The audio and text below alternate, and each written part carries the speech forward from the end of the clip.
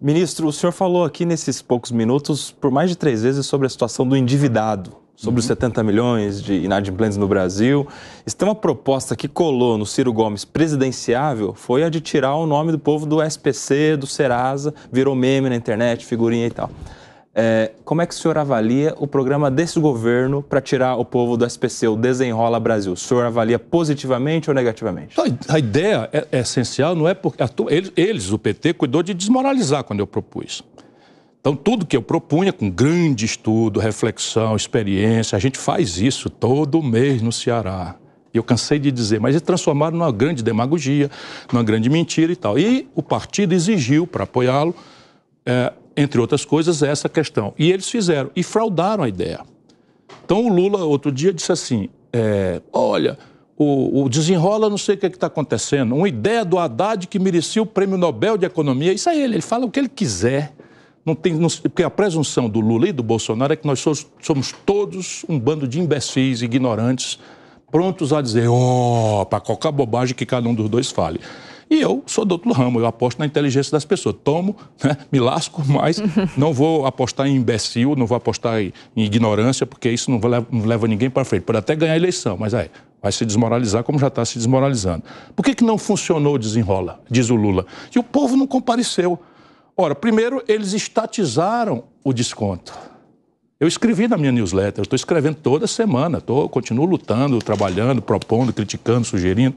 A minha newsletter é Brasil Desvendado, é só entrar no meu site se eu puder fazer um comentário. O senhor virou um concorrente nosso, então? Sou concorrente agora, e eu me gabo de ser o único espaço onde as coisas de verdade são ditas.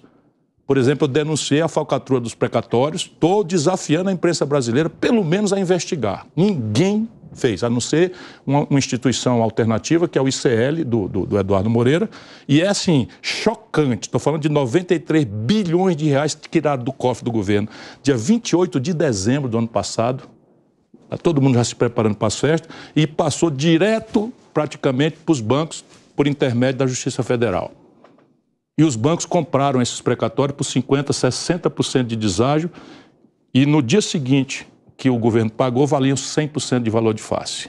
Tem pistas absolutamente chocantes num dos maiores escândalos da vida brasileira. Ninguém quer examinar. A gente já teve essa conversa, né? O Banco Central publicou um informe... Não, eu nós no particular. Antes, no particular, mas, enfim, só para torná-la pública. Falar, o Banco Central depois divulgou um informe dizendo que desses 93 bilhões, pouco mais de 3 bi se referiam aos bancos dos precatórios e metade disso foi adquirido dos bancos de terceiros. Duas coisas, primeiro, nesse ponto. Primeiro, é uma coisa curiosa, porque 3 bi, 60% de 3 bi dá 6 vezes 3, 18, dá 1 bilhão e 800. Então, isso daí pode roubar. 1 bilhão e 800 não é 93, então 1 bilhão e 800 pode roubar.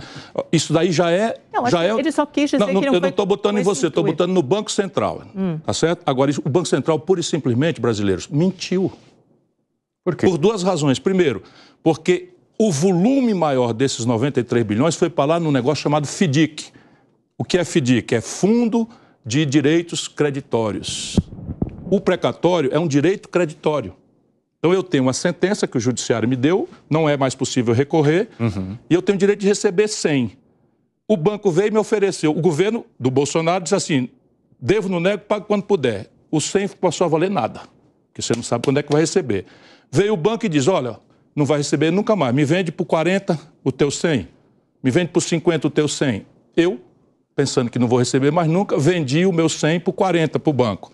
No dia seguinte, o Lula vem e diz assim, pela primeira e única vez na história brasileira, primeira e única, eu fui prefeito de capital, governador de estado, ministro da Fazenda, já lidei com o precatório das 3 hierarquias federativas. Eu sei o que eu estou dizendo.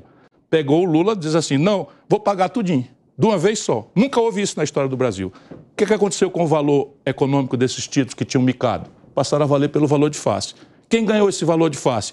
Os milhões de credores das precatórias? Não, os bancos. Quais foram os bancos? Todos? Não, poucos.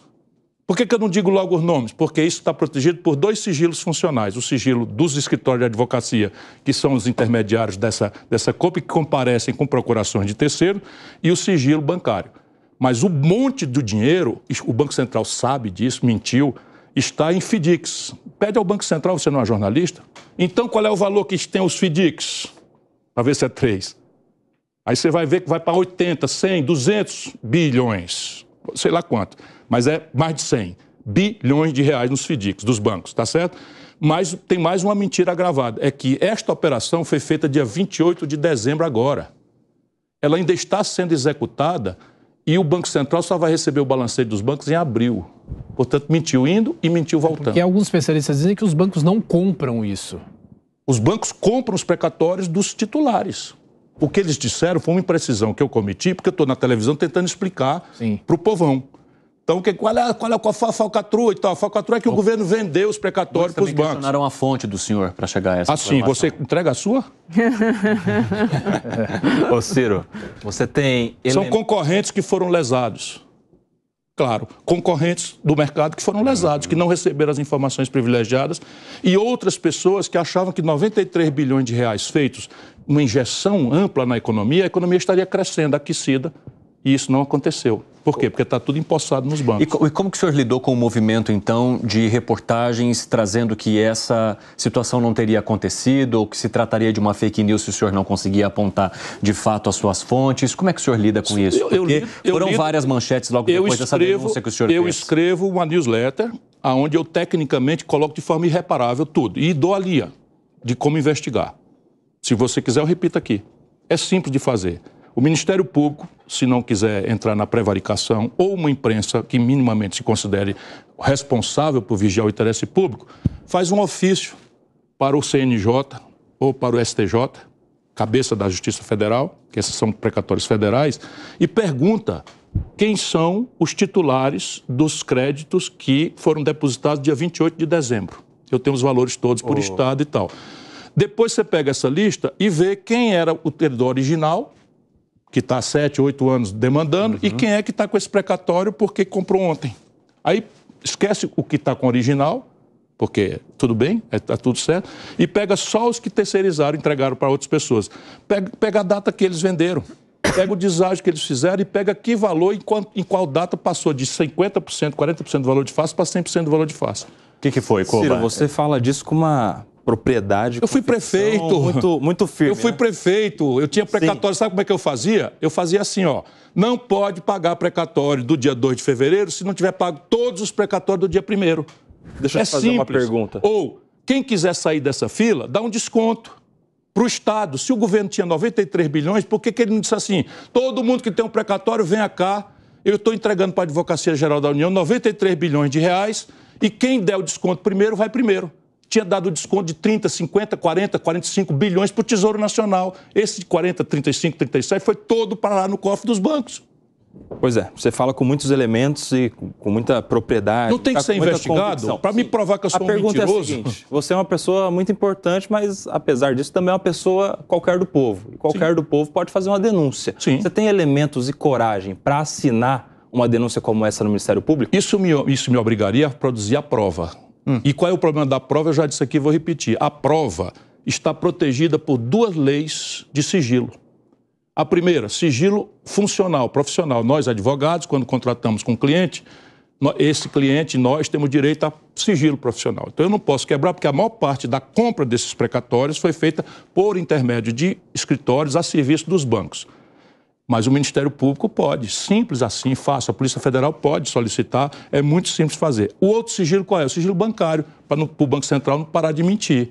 Quando ele pega e diz assim, não, foi só 3 bilhões e 800, já parecendo que roubar 3 bilhões e 800 pode, mas que 93 é que não pode. O ladrão é assim, ele sempre não percebe que está se confessando. Então, por que ele não dá o valor dos FDICs, dos fundos de direito creditórios? Fundo de direito creditório. O precatório é um direito creditório. Sim. Qual é o volume, Banco Central?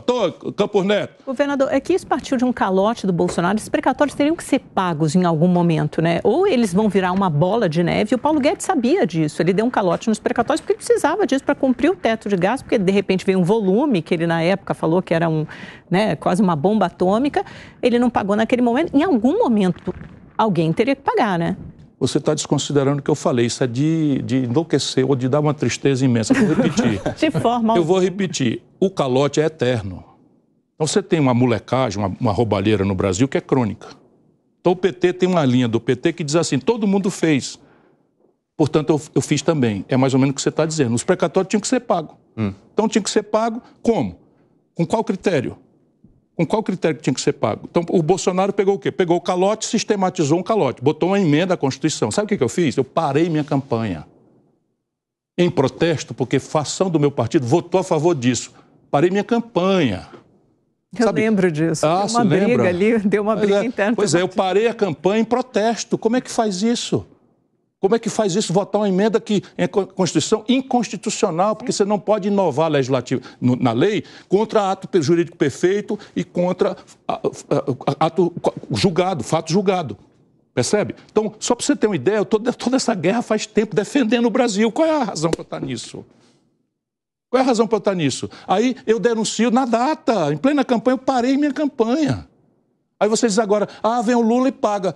Caramba, eu entrei com a ação judicial, alegando a inconstitucionalidade disso, ficou parada no Supremo. Ficou parada, sem tramitação nenhuma. Aí vem o Lula um ano depois, dia 28 de dezembro, e consegue que o Supremo diga, não, isso daí não é inconstitucional, e paga. Amanda, a questão simples é essa. Se nós vamos resolver o calote do Bolsonaro, chama o povo, os titulares do precatório, e pede um desconto. Isso é irrespondível. Chama e dá um desconto. Tem 93 bilhões, chama, faz a fila aí. Quem der o maior desconto para o Tesouro Nacional, para usar esse dinheiro para tirar a fome do povo, para cuidar das universidades que estão fechando no Brasil inteiro, entra na fila na frente. Recebe primeiro. Mas não foi isso que foi feito. Pagaram 100% numa data só. Percebe? E quem comprou com 60% de deságio, 50% de deságio, engordou para 100% em dias. Nada justifica e nada explica que a imprensa brasileira fique silente a isso. Sabe, eu vou continuar lutando. Por favor, Bem. Quem quiser conhecer o detalhe, entra na minha newsletter. cirogomes.com.br. Vai lá.